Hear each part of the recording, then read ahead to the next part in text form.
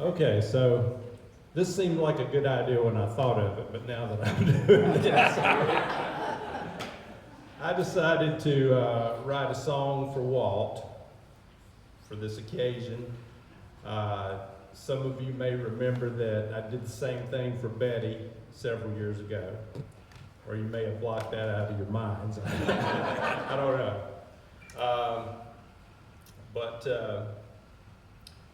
Since I've gotten older, I've learned to appreciate closed captions. You know, watch it all the time on TV and stuff. And then I went to a James Taylor concert the other night. And he had these nice graphics up on the big screen behind him that had a lot of his words to his songs and all. And I thought, yeah, I like that.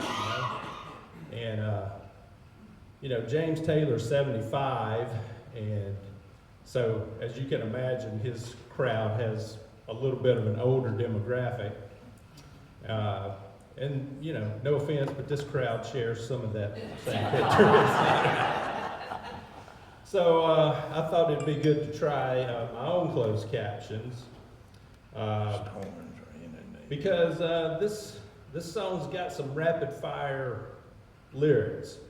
And so I don't know how good my diction will be, so maybe my poor man's closed captions will help you out some. And the closed captions will be handled by my lovely assistant with help from her lovely assistant.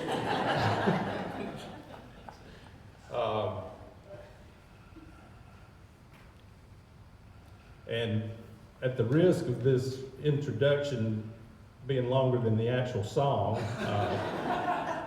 there's a couple of lines in here that I feel compelled to give you a little bit of explanation. Most of it pretty self-explanatory, but a couple of things you might not be able to figure out what I'm talking about. So suffice it to say that one of the things I allude to was when Walt was a little boy and his father worked for the creosote company, and they had a company baseball field.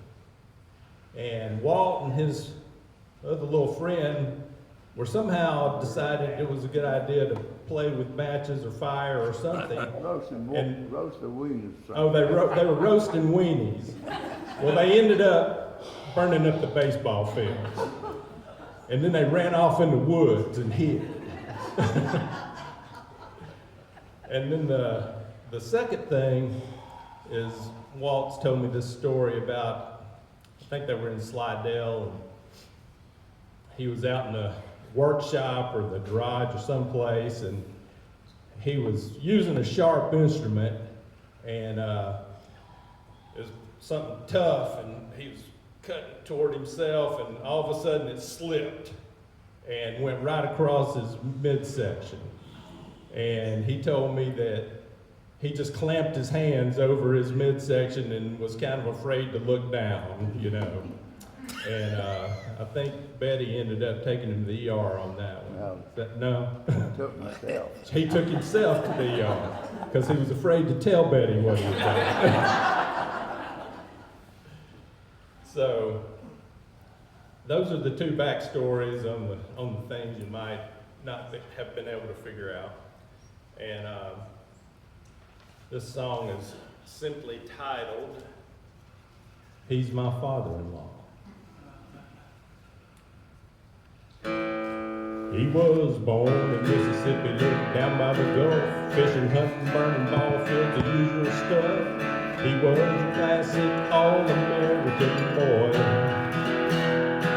Enlisted in the Navy, got the GI Bill, graduated from college with a sought-after skill, despite the fact that he studied at LSU.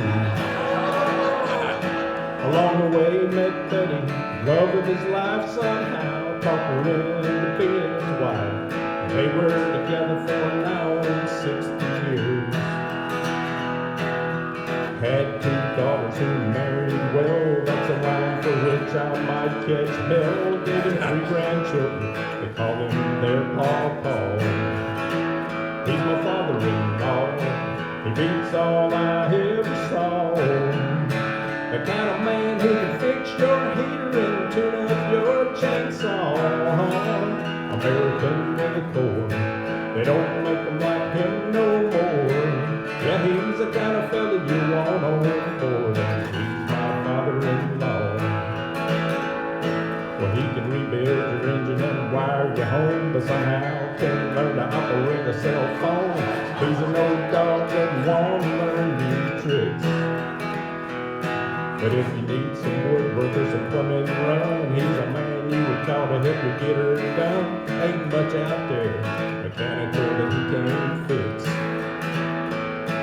In 36 years he's been an excellent coach. Taught me how to tie off your boat. And when you're fixing the car, just bring a whole roll of paper towels. Showed me how to add a plug to the opposite wall on DIY. He has a total recall and don't cut your portability. Might give some fouls. He's my father-in-law. He beats all I ever saw. That he can eat a 3-pound bag of cashews leaves me in awe. He likes to watch TV. He likes shows about reality. Swamp people and ice road truckers, moonshiners, just to name 3. He won't eat nothing diet or sugar-free. Likes whole milk, white bread, and KFC. Likes reporting movies on his DVR. He don't have no interest in Netflix or Prime. He's got all his tape movies to watch any time. Why pay for shows so he can sleep through his free? He's my father-in-law. He beats all I ever saw. The kind of man who can cut me a paper stone on his table saw. American really cold. They don't make him like him no more. Yeah, he's the kind of fella you want on board. And he's my father-in-law. Oh, best one I ever saw. And he's my father-in-law.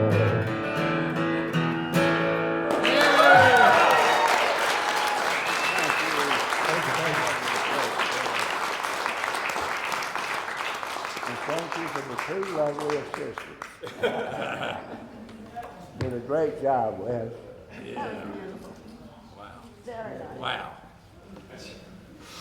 Great job. Yes.